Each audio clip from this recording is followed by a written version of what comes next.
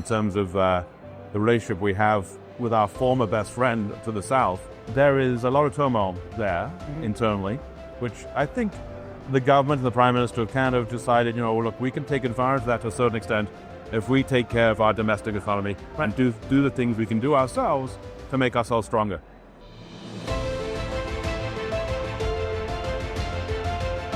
My name's Andrew Bevan. I am currently the CEO of a new strategic advisory firm called Catalyze 4. I've been in and out of government over the last 30 years, about 2/3 of the time in government, a third of the time in the private sector, the NGO sector.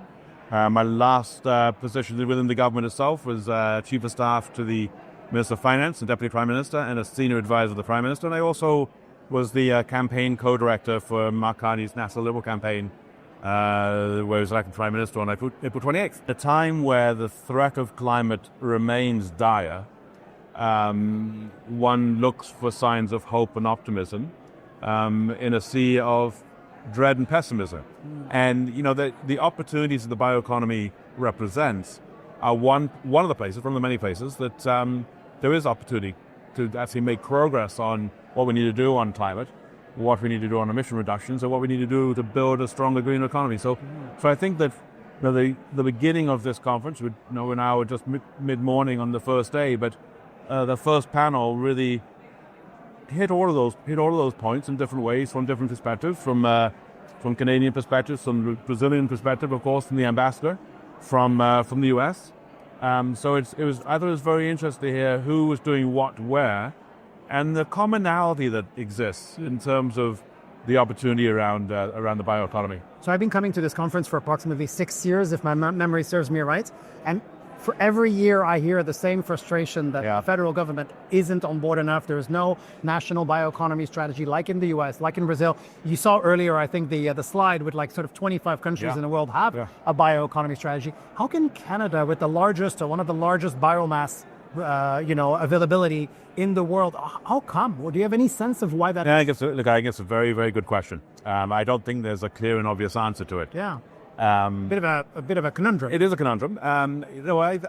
We also heard today about the EU coming out with its own this next version of its bioeconomy strategy. Update, basically. An update, yeah.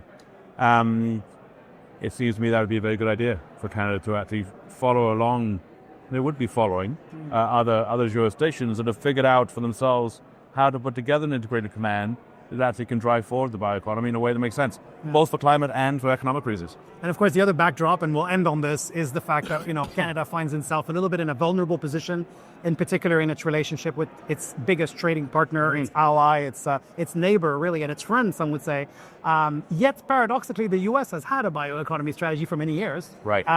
How does this current situation, this weakness, this fragility, how does that potentially create an opportunity for Canada? Yeah, I think it's a very good question. I mean, this situation this grotesque situation we're in, really, in terms of the relationship we have with our former best friend to the south, hopefully best friend to be again somewhere down the road.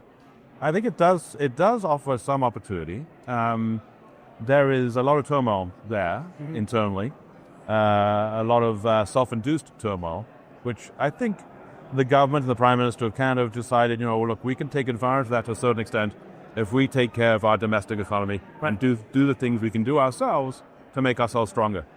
And, if that works out in the way that the government has been putting together, and certainly the budget was a part of that, I would hope it does mean that Canada becomes a safer harbor for international capital, American capital even, and for Canadian capital to be reinvested here. There is a notion, more than a notion, a strong idea that that what the government is doing is going to allow for and actually going to catalyze the kind of private sector investment we need to not just defend against the fragility you talk about and what may be happening to the economy because of the threat from the US, but also make it stronger. I mean, it's actually a net positive effect. So there's both defensive and offensive reasons to do it. But the idea of catalyzing private sector investment should extend into the bioeconomy. Does anything in what you know of Mark Carney, having campaigned, the themes that are precious to him, and I think the environment is an important one, but also kind of industrial rejuvenation, especially at a time when some of our other industries are struggling. Does any of that indicate to you that there's a good chance that they might be more receptive right now, and that we will see policy that will support this industry, perhaps not this year, but maybe next? Well, I think that's the possibility definitely exists. I mean, the idea of the economy and the environment coming together remains strong. It's certainly something, right, as you know, he's written about, that he understands. Not just the economy, but industry. Absolutely. Understands not just the link between those things, but how the intersection is ever more important. Right. And, if we're going to meet both our economic and climate goals, it's going to have to happen.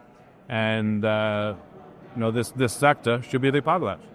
Right. So perhaps not the first immediate priority, but maybe a little bit further down the road. I think the first priority is to deal with what's coming at us from down south. Yeah. And making sure we have what we need to build up Canada to defend ourselves against that, but then go beyond that and make sure we have a strong economy. Thank you for your time. Really appreciate it.